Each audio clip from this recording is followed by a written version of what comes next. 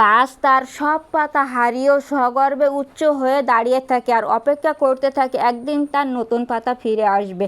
আর এই অপেক্ষার ফলশ্রুতিতে গাছ কিন্তু তার নতুন পাতা ফিরে পায়। আমরা মানুষ, আমরা যদি কিছু হারিয়ে ফেলি, কিছুতে আমরা যদি আনসাকসেস হই তাহলে হতাশ হয়ে পড়ি। আমরা যদি হতাশ না হয়ে সামনে এগিয়ে যেতে পারি আর ভরসা রাখতে পারি যে একদিন আমাদের যা হারিয়েছে ফিরে পাবো, তাহলেই আমরা সাকসেস হতে পারবো। আসসালামু আলাইকুম, হ্যালো ভিউয়ার্স, কেমন আছেন আপনারা?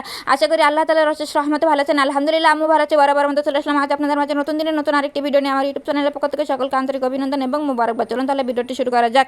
ভিউয়ার্স, আজকের ভিডিওটি শুরু করে দিলাম এই যে ঘরের খাট পরিষ্কার থেকে। আজকে ডিসিশন নিয়েছি যে ঘরের খাটটা পরিষ্কার করতে হবে, তাই সকাল সকাল চলে আসলাম ঘরের খাটটা পরিষ্কার করতে। তাই এই তো চলে এসে প্রথমে তো খাটের এইখানে সমস্ত বালিশ কাতা যা আছে সব সরাইও নিচ্ছি, আর খাটের উপরে যেগুলো আছে সেগুলো তো আমি সরাই নিচ্ছি। তাই একসাথেই কিন্তু করতেছি, মানে হাতের কাছে যেইটা পড়তেছে সেইটাই কিন্তু আমি সরাই নিয়ে নিচ্ছি। তাই এই তো আমার বালিশ কাতা সরানো হয়ে গেছে, খাটের উপরতে আমার মোটামুটি এই তো সব সরানো হয়েই গেছে। এইবারে আমি খাটের উপরটা পরিষ্কার করবো। খাটের উপরটা আজকে পরিষ্কার করবো একেবারে ঝটপট, মানে এক স্টেপেই পরিষ্কার করবো। তাই তো খাটের উপরে উঠে গেলাম আর খাটটা পরিষ্কার করতেই থাকি। আর ভিউয়ার্স, আপনারা যারা ভিডিওটা দেখতে দেখতে এই পর্যন্ত চলে এসেছেন কিন্তু লাইকটা দিতে ভুলে গেছেন কিংবা দেন নাই, আপনাদের কাছে আমার একান্তই রিকোয়েস্ট, অবশ্যই কিন্তু লাইকটা দিয়ে দিবেন, কারণ আপনাদের একটা লাইকের ভ্যালু আমার কাছে অনেক বেশি। তাই অবশ্যই লাইকটা দিয়ে আমার এই ভিডিওটা কন্টিনিউ করবেন। তা আমার কিন্তু খাটটা পরিষ্কার করা হয়ে গেছে, দেখতে পাচ্ছেন উপর থেকে ঝাড়তে ঝাড়তে কিন্তু নিচে চলে আসলাম। নিচেও কিন্তু আমার ঝাড়া ডান হয়ে গেছে। আর এই তো ঝটপট খাট পরিষ্কার করবো। তাই তো বেডশিটও একটু পড়তে পারে, তাই ফুল ঝাড়ুটা দিয়ে বেডশিটটাও আমি ঝেড়ে নিয়ে নিলাম। আমার খাট বেডশিট দুইটাই ঝাড়া হয়ে গেছে। এইবার নিচে নেমে চলে আসলাম। চলে এসে এইবার সমস্ত এই যে কাতা বালিশ যা সরাই রাখছিলাম সেটা আমি জায়গায় সেট করে দিচ্ছি, দেখতেই পাচ্ছেন। আর এই তো আমার কাতা বালিশ কিন্তু সেট করা হয়েই গেছে। তারপরে যে খাটের উপর যেগুলো ছিল সেগুলো সেট করে দিয়ে দিব। খাটের উপরে পরিষ্কার করা শেষ। এইবারে চলে আসলাম বাইরে। বাইরে এসে যে গেটটা আছে সেটা আমি সুন্দরভাবে ক্লিন করে নিব। তা নিয়ে নিলাম একটা ঝাড়ু, ঝাড়ু দিয়ে সুন্দরভাবে তো গেটটা আমি ঝেড়েই নিচ্ছি, দেখতেই পাচ্ছেন ভিউয়ার্স। প্রথমে আমি ঝাড়ুটা দিয়ে ঝেড়ে নিব গেটটা, তারপরে কাপড়টা দিয়ে সুন্দরভাবে মুছে নেব, সেইটাই করতেছি ভিউয়ার্স। আর আপনারা যারা ভিডিওটা এই পর্যন্ত দেখতে এসেছেন তা আপনাদের কাছে আমার একান্তই রিকোয়েস্ট, আপনাদের যেটার কারণে আমি সবসময় ইন্সপায়ার্ড হয় সেটা হলো মহামূল্যবান মন্তব্য। আপনারা অবশ্যই আপনাদের গুরুত্বপূর্ণ মতামতটা দিয়ে আমার নতুন ভিডিও তৈরি করার ক্ষেত্রে একটু ইন্সপায়ার্ড করবেন ভিউয়ার্স, কারণ আপনাদের নতুন নতুন মন্তব্য পেলে আমার নতুন ভিডিও তৈরি করতে আরও সুবিধা হয়, আরও ইন্সপায়ার্ড হইতে অবশ্যই একটু মন্তব্যটা দিয়ে দিবেন। তাই এই কিন্তু আমার দেখতে পাচ্ছেন ভিউয়ার্স গেটটা মোছা কিন্তু প্রায় ডান হয়ে গেছে, কাপড় দিয়েও মোছার ডান। আমার চলে আসলাম এইবারে এই সাইডে যে দরজা আছে সেটা মোছার জন্য। তার দরজাটা এই যে প্রথমে ঝাড়ুটা দিয়ে সুন্দরভাবে ঝেড়ে নিয়ে নিলাম, ঝাড়া হয়ে গেছে। এইবারে আমি কাপড়টা দিয়ে সুন্দরভাবে মুছে নিচ্ছি। আমি এখানে যে কয়টা জিনিস মুছবো সব 2 স্টেপে করব।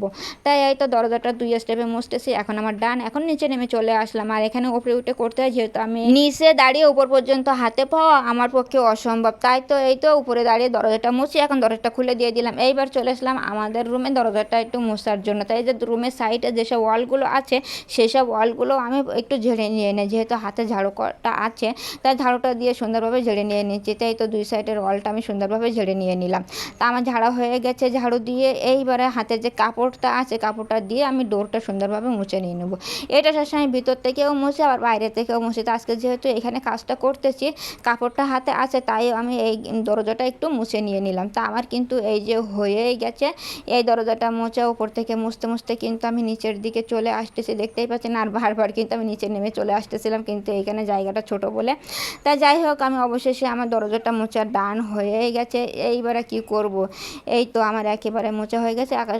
শুধু তলার অংশটা বাকি আছে, তাই তো তলার অংশটা সুন্দরভাবে মুছে চলে আসলাম। এই যে গ্রিলটাও আমি একটু ক্লিন করে নিব, কারণ এখানে সব কয়টা করতেছি পরিষ্কার করতেছি। গ্রিলটা যদি পরিষ্কার করা না হয় তাহলে আবার ও মন খারাপ করবে না, তাই সেম প্রসেসে এই গ্রিলটাও আমি সুন্দরভাবে পরিষ্কার করে নিচ্ছি। তাই তো ঝাড়ু দিয়ে সুন্দরভাবে ঝেড়ে নিয়ে নিলাম, ঝাড়া হয়ে গেছে ঝাড়ুটা। এইবার আমি এই যে কাপড়টা ছিল সেই কাপড়টা দিয়ে সুন্দরভাবে মুছে নিয়ে নিচ্ছি। আর উপর পর্যন্ত হাতে পাওয়া যে জন্য আমার জন্য একেবারে অসম্ভব, তাই কাপড়টা দিয়ে সুন্দরভাবে চেলে চেলে দিয়ে আমি সুন্দরভাবে ঝেড়ে নিয়ে নিলাম। তা আমার এই তো এখানে মোটামুটি কাজ কাম ডান হয়ে গেছে মোছামুছি। এইবার চলে যাই আপনাদেরকে একটু বাজারটা দেখিয়ে দেয়। আজকে আনা হয়েছে একটা পেঁপে, একটাই পেঁপে আনা হয়েছে। তাই পেঁপেটা কিন্তু মাশাআল্লাহ অনেক ভালোই আছে আর একটু পোক্ত ছিল। আর এইটা হচ্ছে একটা তেলাপিয়া মাছ। এই আসছে আজকের বাজারে, এই তেলাপিয়া মাছ দিয়ে পেঁপেটা রান্না করা হবে। তাই এই তো পেঁপেটার গায়ে যেহেতু প্রচুর পরিমাণে আঠা আছে, এখন আমি এটা ধুয়ে নিব। যেহেতু সবজি আনার সাথে সাথে আমি বালতিটা লোড হতে দিয়েছিলাম তো, আর এখন বালতিটার ভিতরে পানি হয়ে গেছে। আর এখন তো আমি ডলে ডলে সুন্দরভাবে ধুয়ে নিয়ে নিচ্ছি।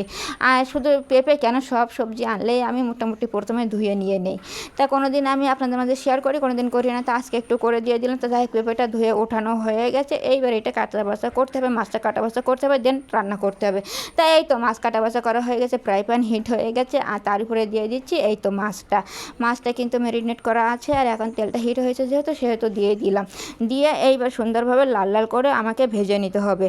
আর এই তো পেঁপেটা কাটা হয়ে গেছে। পেঁপেটা মশলা অনেক সুন্দর, আর এটা শরীরের জন্য কিন্তু খুবই উপকারী। আর এখানে কিন্তু মশলাটা কষানো হয়ে গেছে। আর এইবার কষানো মশলার উপরে আমি অ্যাড করে দিয়ে দিব সেই পেঁপেটা। তাই এই তো পেঁপেটা আমি অ্যাড করে দিয়ে দিলাম। এখন এইবার পেঁপেটা দিয়ে সুন্দরভাবে আমাকে এবার কষাতেই হবে। তা আমি তো সুন্দরভাবে পেঁপেটা কষাই নিচ্ছি। আর ভিউয়ার্স, আজকে প্রচুর পরিমাণে বৃষ্টি হচ্ছে বাইরে, তার ভিতরেই আমাকে ভয়েসটা দিতে হচ্ছে। প্রচুর পরিমাণে নয়েজ উঠতেছে, আশেপাশে প্রচুর নয়েজ আছে, প্লিজ একটু কনসিডার করে নিন। তা যাই হোক, পেঁপেটা কিন্তু কষানো ডান। এবার আমি একটু পরিমাণ মতো পানিটা দিয়েই দিলাম। পানিটা দিয়ে এইবার আমাকে কি করতে হবে, পানিটা দিয়ে তো আমাকে একটু মিলাইয়ে নিতে হবে। তো আমি সুন্দরভাবে মিলাইয়ে নিয়ে নিচ্ছি। তাই এই তো আমার মিলানো হয়ে গেছে। আর দ্রুত বয়েল আসার জন্য এবার আমাকে একটু ঢেকে দিয়ে দিতে হবে। আর এই তো বয়েল চলে আসছে, এখন মাছ দেওয়ার টাইম চলে আসছে। আর মাছগুলো দিয়ে দিচ্ছি। এই তো মাছগুলো দিয়ে দিচ্ছে। মাছের কিছুটা ডিম ছিল বাসায়, সেটাও আমি অফ ক্যামেরায় ভাজা হয়েছে।